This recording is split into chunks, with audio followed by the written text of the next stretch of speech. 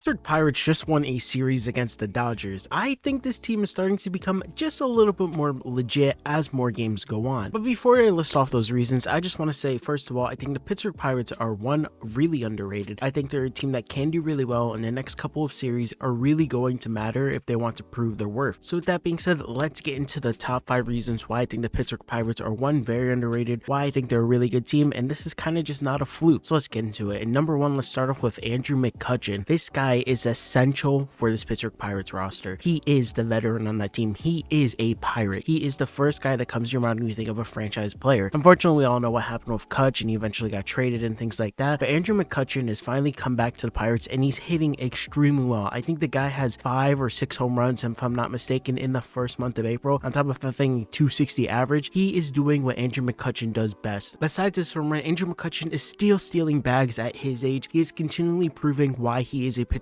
Pirate and why he's essential to the roster, on top of being a veteran in the clubhouse. Also, it's a very big PR stunt. There's actually a Twitter video I saw right now of this kid looking up at Andrew McCutchen, looking for a person to go for, looking for a person to see when it comes to their franchise. Andrew McCutchen is your face right now, especially with oneil, Cruz getting injured. So besides Kutch, right, there's a bunch of other veterans on their team. They also actually picked up 2 this offseason, Connor Joe and Carlos Santana. Connor Joe is hitting extremely well. The dude just hit a home run in the Dodger series. The dude has an OPS over 1,000, while Santana is pushing a .800 OPS, and they're both giving strong professional bats every single day. It's very interesting to see these guys not only combine with Andrew McCutchen, but lead a very young kind of star-studded team in an atmosphere where a lot of people thought the Pirates are just going to be extremely bad this year. So with that being said, besides those veterans, who else is on the Pirates that have been doing really well? Well, their pitching has been very good. Mitch Keller is starting to look like he can be an all-star this year. Mitch Keller just pitched 6 innings against the Dodgers, 5 hits, 2 runs, an ERA of 2, 1 walk, and 10 Ks. He is back. This once guy that was such a highly tiered prospect, people thought he was going to be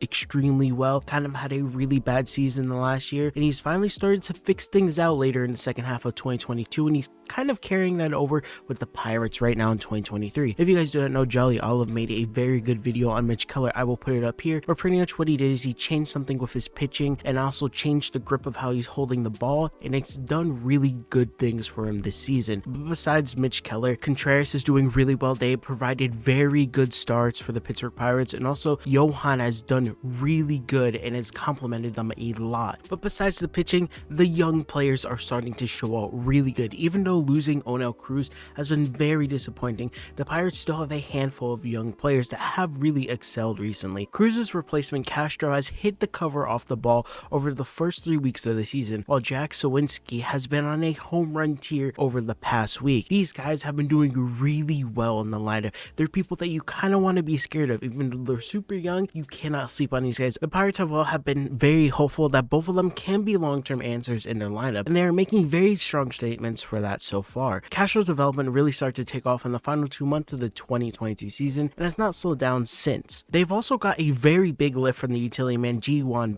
which has done really well and has provided a huge spark for the Pirates, and personally, he's one of my favorite players to watch out there. He reminds me a lot of Oswaldo Cabrera on the Yankees. Bay is also really good defensively, like I said. He also is a base stealer. He's a guy that's going to continue to get bags as long as he gets on base. He's very fast, and he's just really energetic, and he brings that energy that you want in the Pirates clubhouse. Now, the interesting thing is going to come down to the schedule. You could give the argument the Pirates have had a very easy schedule at the start of the season. I mean, you face people like the Red Sox, you face people like the Reds, you face not a lot of strong people. Outside of the Houston Astros, you kind of split games with the Cardinals. You had the series with the Reds, like I said. On top of that, you had the White Sox and the Rockies. You guys did lose a bit to the Astros. You took 1 of the 3 from them, the world defending champions, and unfortunately, you guys just couldn't close out the series. Now, of course, that is the Houston Astros. They are the best team in the league. They're a team that will continually be dominant, but you should be proud of yourself for taking 1 game. A lot of people went into that series thinking the Pirates are just going to get swept. So yes, you could make that argument, but on top of that happening, the Dodgers series just ended, and they just completed it, and they took the series from the Dodgers. The Dodgers